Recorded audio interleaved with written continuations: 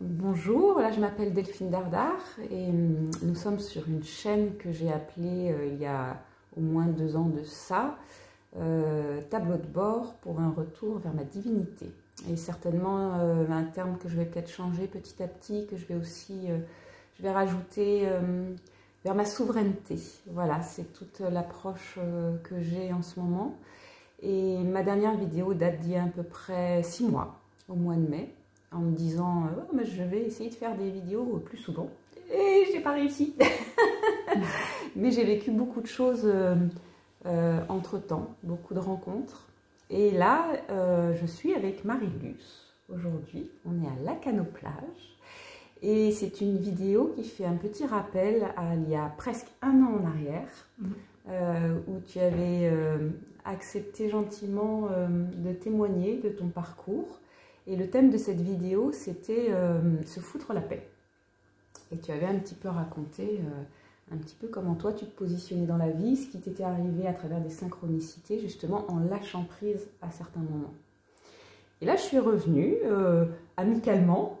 Par hasard. Complètement, mais par hasard, complètement. C'était juste pour voir la mer. C'est ça. Et on est rentré dans un processus d'échange toutes les deux. Oui. Où on a commencé à parler, échanger, et je t'ai proposé un atelier de peinture. Et au bout d'un moment, il est devenu une évidence que j'aille plus loin dans ma proposition de cet échange pour te parler un petit peu des intentions que j'ai posées il y a quelques mois, de façon plus claire, de façon plus ferme, sur ce que je pouvais proposer pour moi-même et pour les autres dans ce retour à la souveraineté, à travers la rencontre de l'aquarelle, à travers des échanges, des petits jeux. Et tu m'as dit, bah ok, je suis ok pour jouer le jeu avec toi.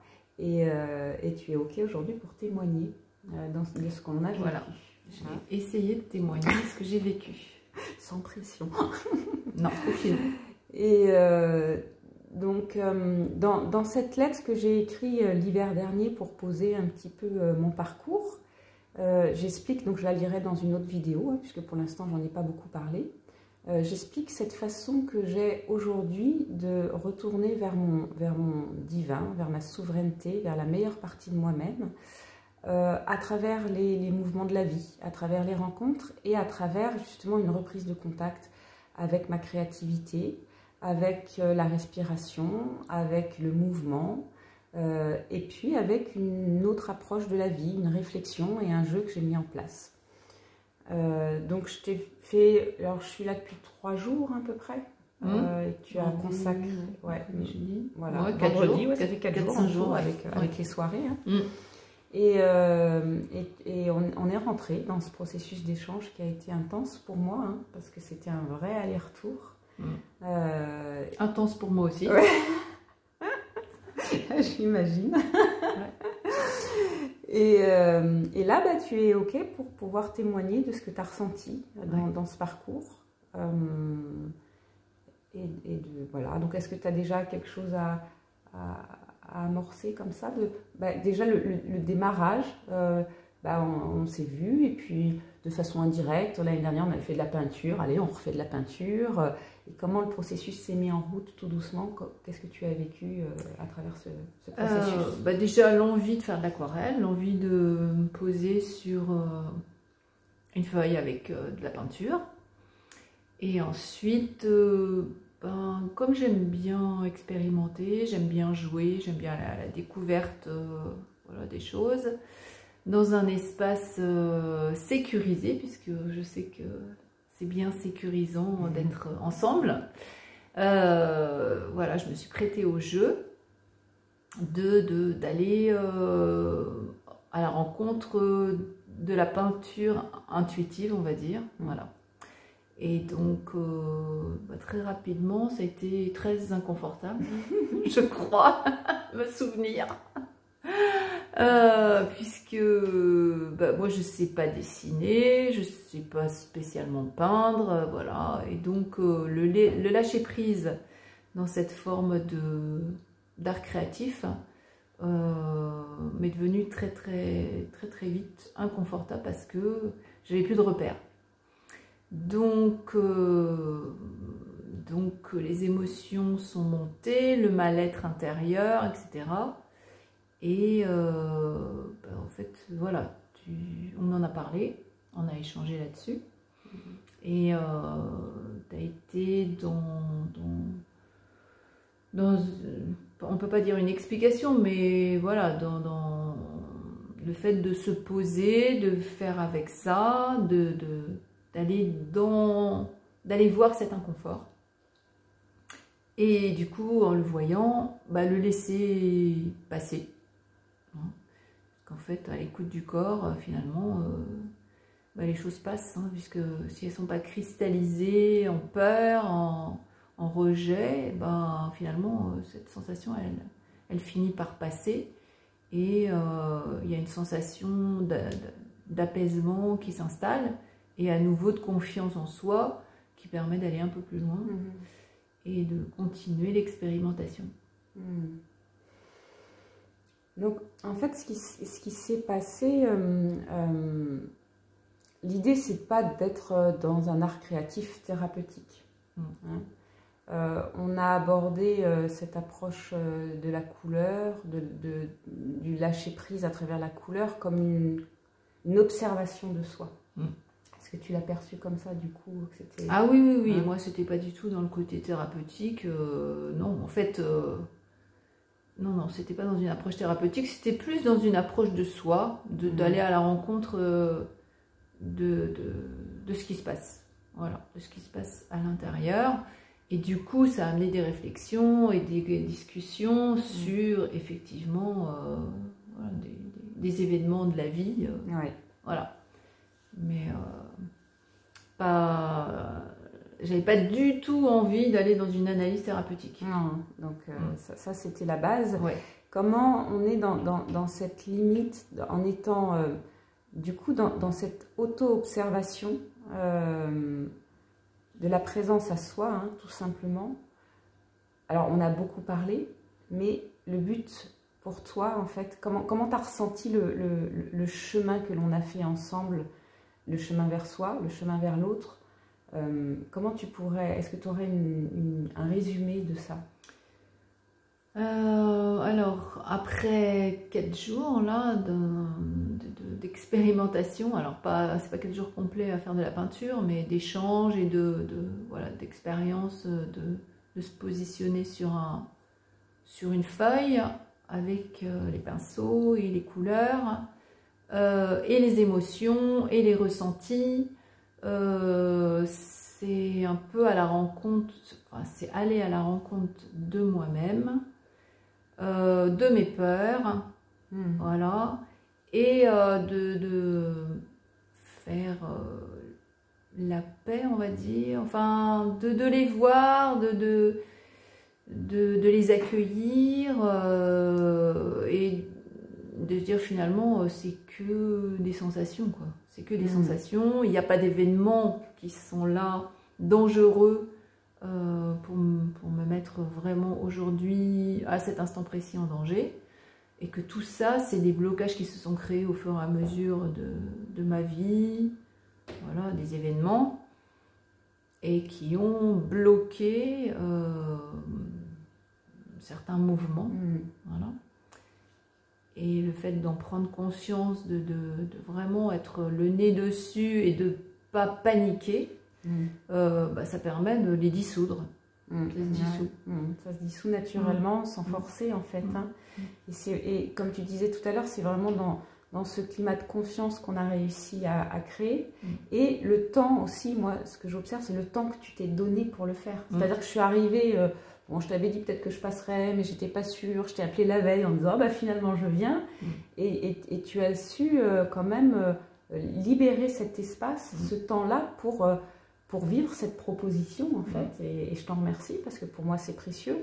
Parce que je suis sur ce chemin-là où il n'y a pas de forme.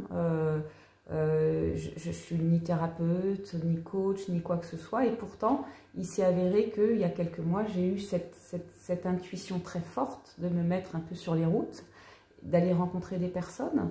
et d'exprimer, de vivre pleinement ce chemin vers ma souveraineté, vers une nouvelle rencontre et des autres et de moi-même. Mais j'ai pas de forme, j'ai pas d'appui très fiable pour moi dans mon mode de sécurité.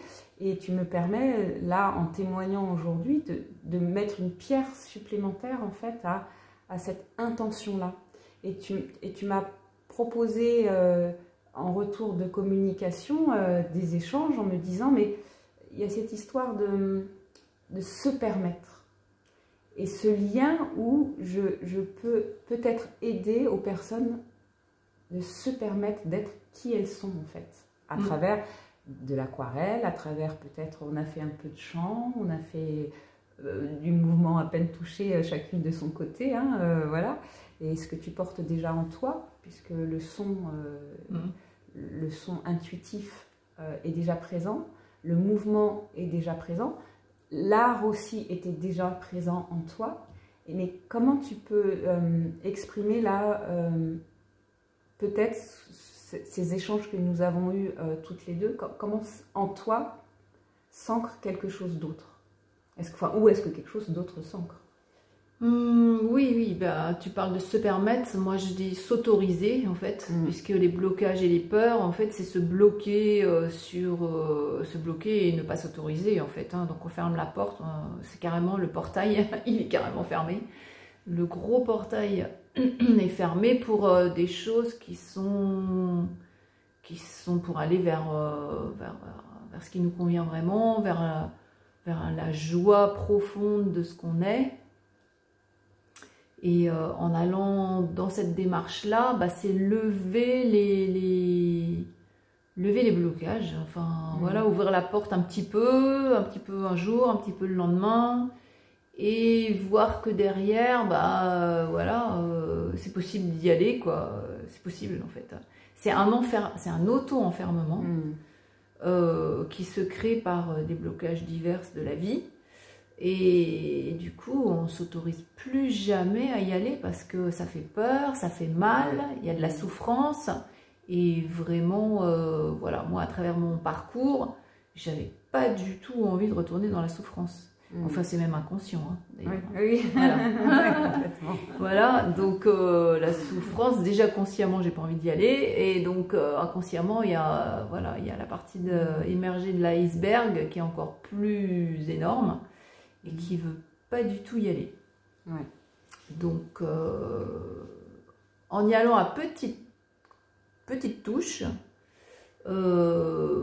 par divers canaux finalement, hein, par la peinture, par le chant, par le mouvement, c'est s'autoriser, voilà, de façon infinitésimale, à ouvrir des toutes petites portes, et finalement au bout d'un moment, ben, la porte elle s'ouvre complètement. Oui, hein, c'est ce qu'on sent, hein. Ouais. Et on sent que c'est le moment. On sent qu'il y a cette possibilité là aujourd'hui de repercevoir les choses complètement différemment par rapport à nos croyances, nos modes de fonctionnement, et ouvrir complètement cet espace-là, quoi. Et on s'est même dit qu'on n'avait pas eu assez de temps, parce que je repars tout à l'heure. Il n'y a pas assez de temps. Il faudra encore une semaine. Ouais, au moins, ou en tout cas revenir. Voilà. Je pense que j'ai l'impression que, en tout cas avec d'autres personnes que j'ai rencontrées, c'est un suivi finalement, que ça se fasse après à distance, ou dans des échanges, où on se rappelle les uns les autres. Est-ce que tu te souviens de qui tu es? Est-ce que tu te souviens de la puissance que tu portes en toi et la confiance que tu peux avoir dans la vie et en toi avant tout? Et là, on se tient les coudes les uns les autres, et chacun dans sa particularité, chacun dans sa couleur.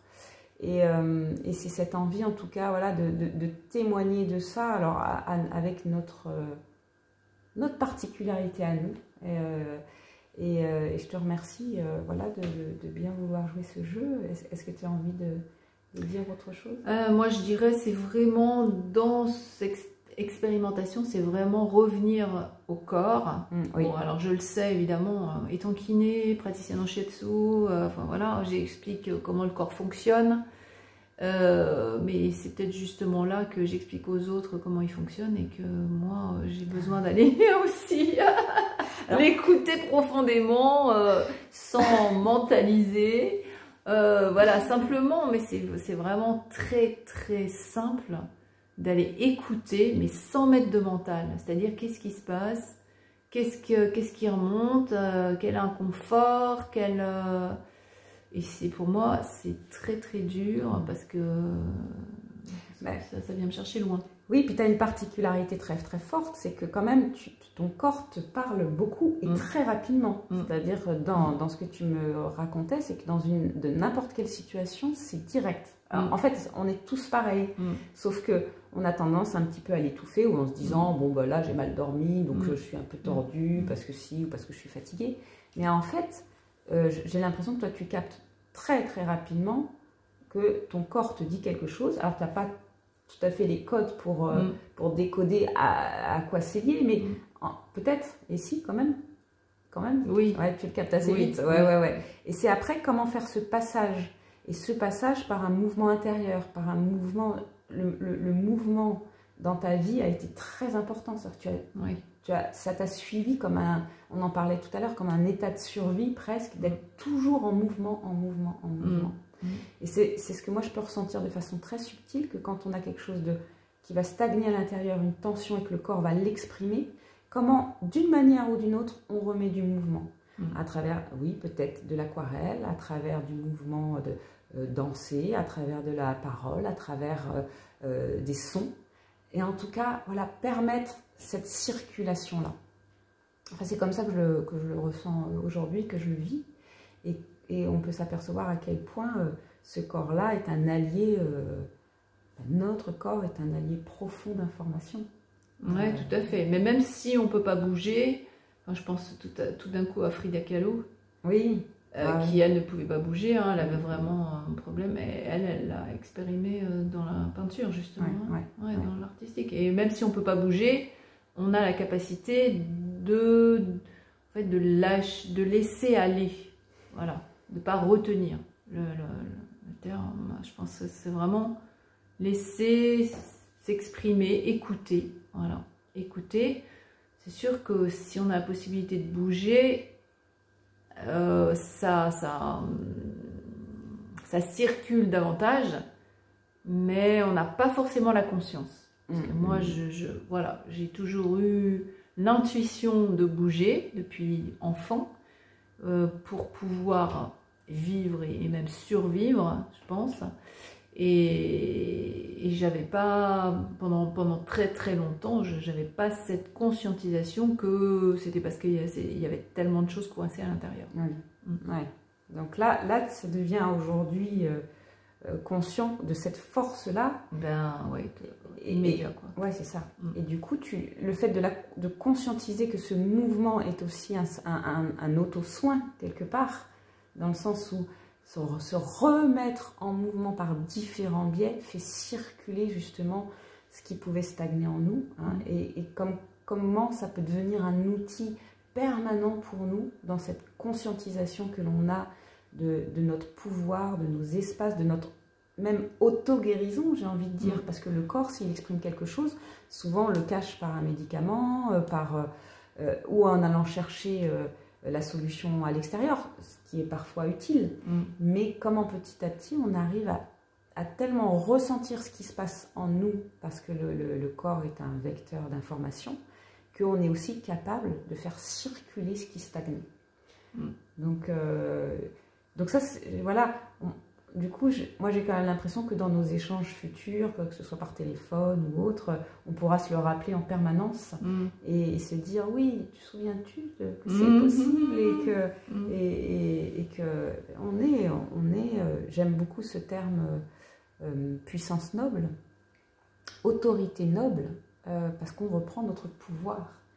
Et quand on parle de souveraineté, d'un retour à son divin, c'est qu'on reprend le pouvoir de qui on est vraiment dans notre toute puissance, et qu'on n'est plus manipulé par ou un système, ou des croyances, ou des peurs. Alors on sera toujours dedans, parce qu'on est dans ce monde-là, que l'on dit duel, mais en même temps, c'est une super aventure d'expérience que l'on se donne à vivre, c'est pas toujours confortable.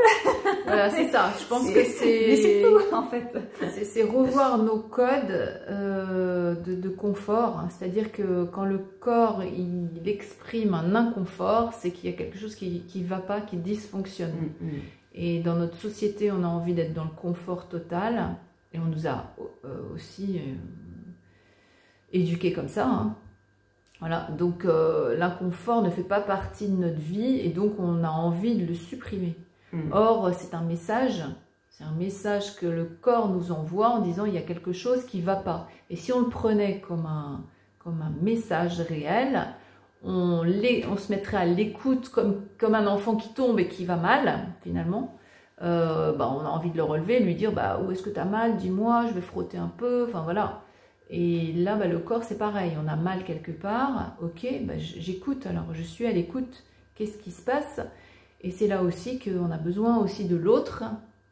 Parce que tout seul, c'est très difficile à voir.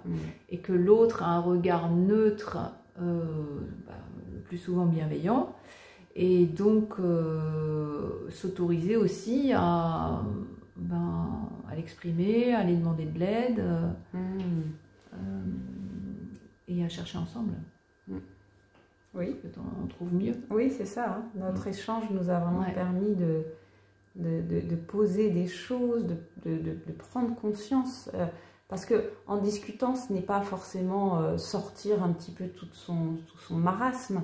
C'est comment ça devient constructif, parce que, ça se dit comme ça, je ne sais pas, pour que justement ça nous permette d'être en miroir d'informations, parce qu'il y a la bienveillance réciproque, et que ça permet vraiment de dire « Ah oui, je vois que je fonctionne comme ça, je l'avais vu mais pas perçu, ça m'avait échappé en fait. » Et là, oui, on gagne en liberté, parce que cet espace-là, on peut l'accompagner, on peut l'occuper, on peut le vivre, parce qu'il va se transformer par lui-même, parce qu'on ne le rejette pas, quoi. Donc merci beaucoup de cet échange, de ces 4 jours. Et je pense qu'il y aura une suite. La suite au prochain épisode. Est-ce que tu voulais rajouter autre chose? Tu parles de bienveillance, mais voilà, un espace sécurisé, sécuritaire, pour aller aborder ça. Comme un enfant, il a besoin de sécurité, voilà. Et on a toujours cette part en nous de besoin d'être sécurisé. On l'a, cette sécurité intérieure, mais on a besoin de ce cadre dans la vie pour pouvoir aller plus loin. Oui, puis on s'aperçoit qu'en fait, on peut, dans le quotidien, nous le donner à chaque personne que l'on rencontre. Parce que c'est en observant justement nos états d'esprit, nos jugements, nos non-jugements, qu'on peut créer cet espace-là. Et ça, on peut le traduire à chaque instant de la vie où notre état d'être, notre attitude, fait qu'on peut permettre à l'autre de trouver sa place, d'exprimer qui il est vraiment, dans les questions qu'on peut lui poser, dans l'intérêt réel qu'on peut avoir pour lui, et en observant ce qui se joue en nous, effectivement, par parfois nos réactions instinctives, mais qui ne sont que des réactions liées à des peurs, liées à des souffrances. Et ça, quand on les a vues, elles ont plus prise sur nous, en fait, ou beaucoup moins. Hein. On est ce qu'on est, hein, on est humain, hein, mais et ça sera jusqu'au bout. Mais en tout cas, moi, j'ai l'impression qu'on gagne en liberté, ça, c'est certain. C'est vraiment certain. Et puis, bon, on n'a pas parlé du petit jeu que je t'ai présenté autour des blessures, les 5 blessures de l'âme, où j'ai un petit peu inventé un petit jeu et un plateau de jeu, donc que je présenterai en vidéo certainement plus tard. Mais voilà, donc tu as bien voulu te prêter aussi à ce petit jeu-là. Voilà. Je te remercie. Merci à toi. Merci de ton passage. Et à bientôt. À bientôt. Au revoir.